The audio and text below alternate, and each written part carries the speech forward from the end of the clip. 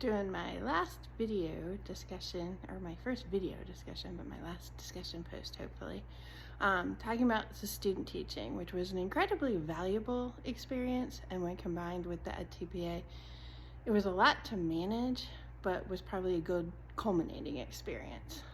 I appreciated the article about the love-hate relationship with the EdTPA because that's exactly how I felt.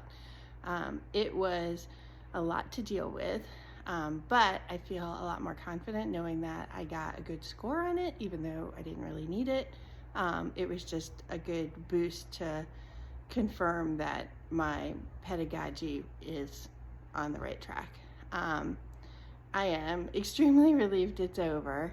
And breaking it down into manageable parts with deadlines was probably the most helpful thing to me because it meant I couldn't procrastinate. I needed to get it done, and breaking it down into like task 1, task 2 was a lot more manageable, a little less overwhelming than it would have been.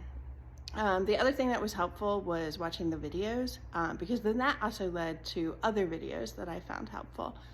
So the videos that we were supplied were an excellent resource, and then being able to look for my own videos after that gave me a good sense of what I needed to do.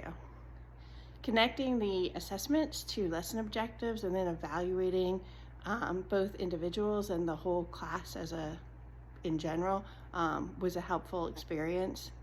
It'll allow me to evaluate assessments, including pre-assessments, to kind of know where I need to spend more time.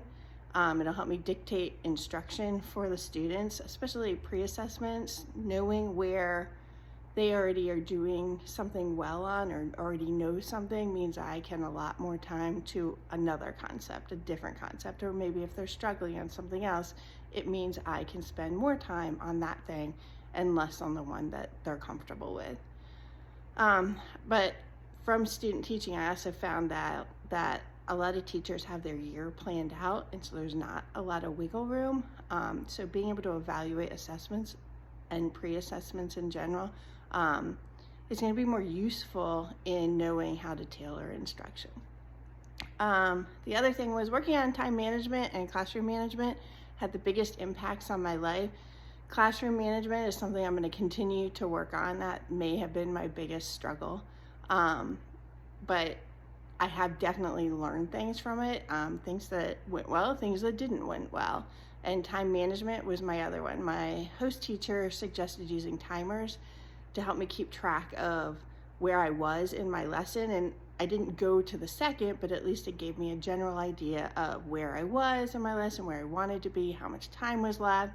Especially she wanted to use like the last 20 minutes of class to work with students who needed a little extra help.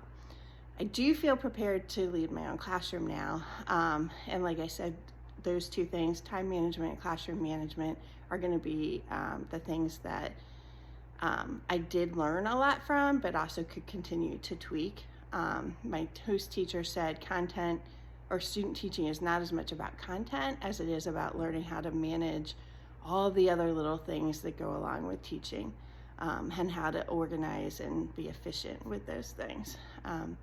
So student teaching has been a challenge, especially when combined with juggling a family and a job that I had to take leave from and then going back from, but we did it, and I'm looking forward to enjoying a peaceful Christmas break and hope you are too. Thanks.